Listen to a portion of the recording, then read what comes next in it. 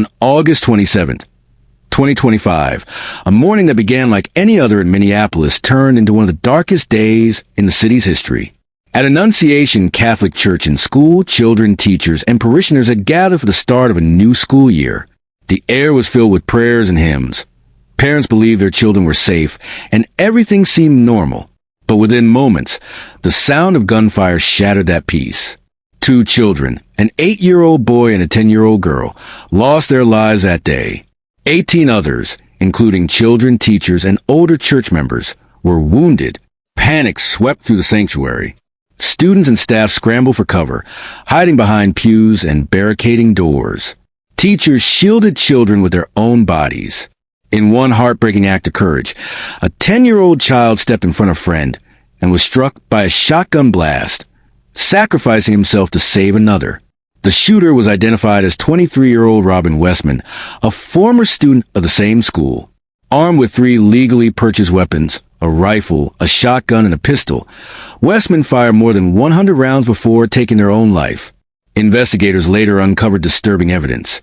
Journals, sketches, and online posts filled with hatred, violent fantasies, and praise for previous mass shooters. Some writings targeted Catholics and religious communities, leading the FBI to investigate this tragedy not only as an act of domestic terrorism, but also as a hate crime. And yet, amid the horror, there were powerful moments of humanity and courage. Children comforted each other through tears. Teachers guided terrified students to safety.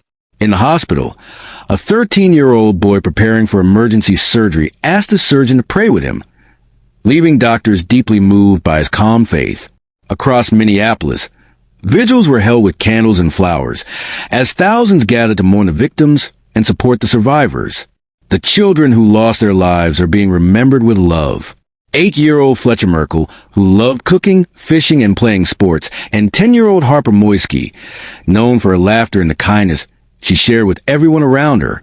Their names and their stories have become symbols of innocence stolen too soon. Leaders across the country and the world responded. Flags were lowered to half-staff. The President of the United States, the Governor of Minnesota, and even Pope Leo XIV offered words of sorrow and solidarity.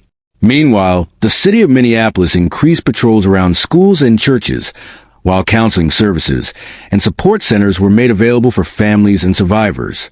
But for the community, the healing is far from over. The attack has left behind questions that echo far beyond Minneapolis. How do we keep our children safe? How do we protect our places of worship, our schools, and our neighborhoods from senseless violence? This tragedy is not just a Minneapolis story. It is America's story. And while it exposed the deepest wounds of violence and hate, it also revealed the unbreakable spirit of a community bound together by faith, resilience, and compassion. Today, the doors of Annunciation Church are still open. People still gather to pray. The pain is deep, but so is the hope that from this darkness, a new determination can rise to build a safer future for every child. Because even in the face of violence, humanity's light can never be extinguished.